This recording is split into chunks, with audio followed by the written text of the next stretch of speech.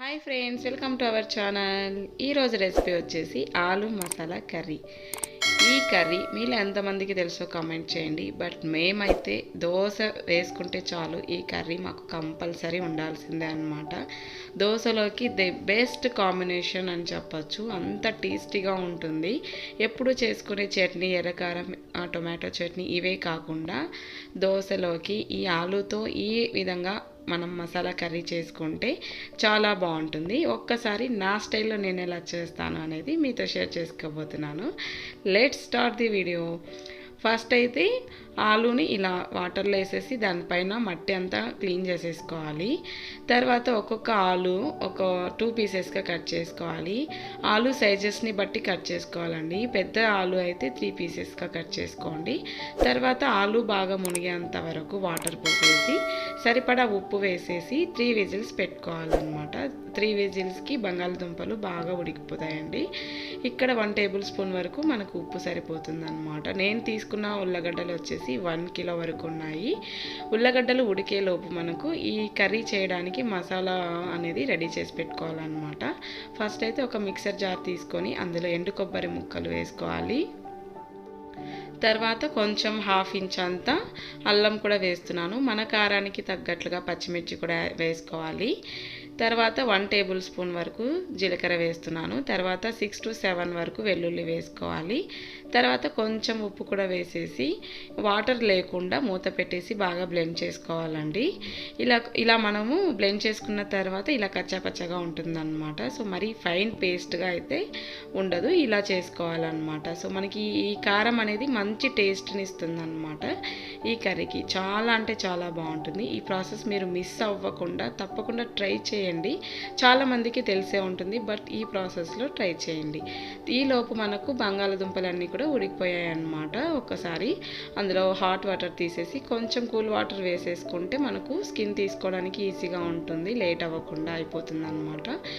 ఇప్పుడు మనకు ఒకసారి చెక్ చేసుకోవాలి సరిగ్గా ఉడికిందా లేదా అని చెక్ చేసేసుకొని వాటికి ఉన్న స్కిన్ మొత్తం కూడా రిమూవ్ చేసేసి ఇలా ఒక బౌల్లోకి తీసి పక్కన పెట్టుకోవాలి. తర్వాత ప్రాసెస్ ఏంటంటే ఇలా ఒక కడాయి తీసుకొని అందులో 2-3 టేబుల్ స్పూన్ వరకు ఆయిల్ వేసుకోవాలి. ఈ కర్రీకి 3 టేబుల్ స్పూన్ వరకు ఆయిల్ ఉంటే టేస్ట్ అనేది బాగుంటుందండి.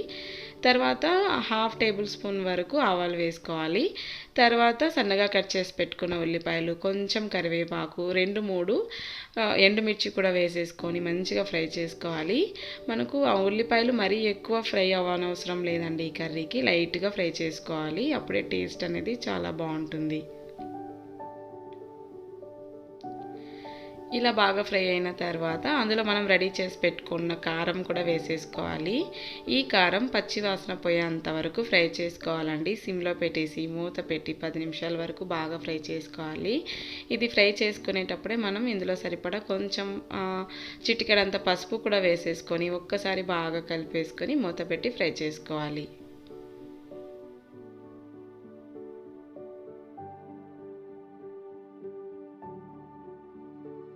ఇలా మనం తీసుకున్న కారం పచ్చి వాసన పోయేంత వరకు మధ్య మధ్యలో కలుపుకుంటూ మూత పెట్టుకుంటూ ఫ్రై చేసుకుంటూనే ఉండాలి. కారం అయితే మంచిగా ఫ్రై అవ్వాలండి, లేకపోతే పచ్చి వాసన వస్తూ ఉంటుందన్నమాట. బాగా ఫ్రై చేసుకోవాలి.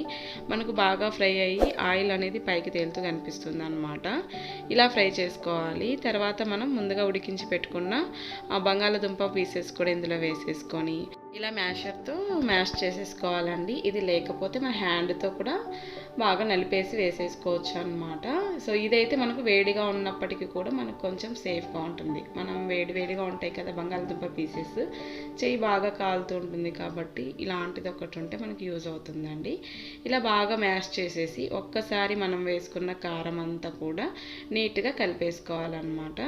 ఈ కర్రీకి ఇలా బంగాళదుంప అనేది బాగా చక్కగా ఉడికితేనే మనకు టేస్ట్ అనేది బాగుంటుందన్నమాట.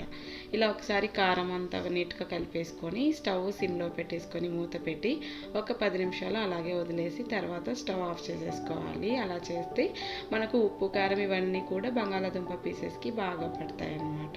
తర్వాత స్టవ్ ఆఫ్ చేసేసి ఒక సర్వింగ్ బౌల్లోకి సర్వ్ చేసుకుంటే ఎంతో టేస్టీ అయినటువంటి ఆలు మసాలా కర్రీ రెడీ.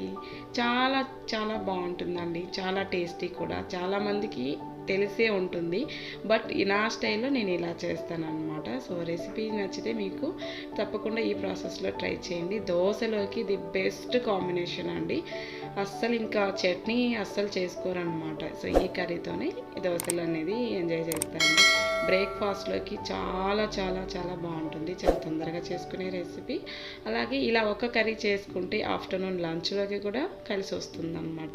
మళ్ళీ ఏం కర్రీ చేయాలి అనే టెన్షన్ అయితే ఉండదు. ఇదే కర్రీతోటి మనం లంచ్ కూడా కంప్లీట్ చేసుకోవచ్చు. ఇలా చేసుకోండి, చాలా బాగుంటుంది, చాలా కమ్మగా ఉంటుంది. మనం ఎండు కొబ్బరి వేస్తాం కదా, కమ్మగా అనిపిస్తూ ఉంటుంది. సో ఒక్కో చోట ఒక్కోలా పిలుస్తారండి. ఉల్లగడ్డ పళ్ళెం అంటారు, ఉల్లగడ్డ తాలింపు, ఆలు ఫ్రై, ఇలా రకరకాలుగా పిలుస్తారు. దోశలోకే కాదండి, లెమన్ రైస్లోకి అయితే ఇంకా బాగుంటుంది అనమాట. మేము ఎప్పుడైనా సరే లెమన్ రైస్ చేసుకోవాలన్నా, దోశ చేసుకోవాలన్నా, దోశ ఒక రోజైనా సరే దోశలోకి ఈ కర్రీ అయితే మాకు కంపల్సరీ ఉంటుందన్నమాట. సో ఈ కర్రీ చేసిన రోజు ఆఫ్టర్నూన్ అయితే మేము లెమన్ రైసే చేసుకుంటాము. 2 పూట్లకి కలిసి వస్తుంది. సో ఒకేసారి కర్రీ చేసి పెట్టుకుంటే ఇంకా రైస్ వండుకుంటే చాలు అనమాట. అంత సింపుల్గా అయిపోతుంది. సో ఇదండి ఈరోజుటి వీడియో. మీ అందరికీ నచ్చిందని అనుకుంటున్నాను. నచ్చితే like, share and subscribe to my channel. Thanks for watching.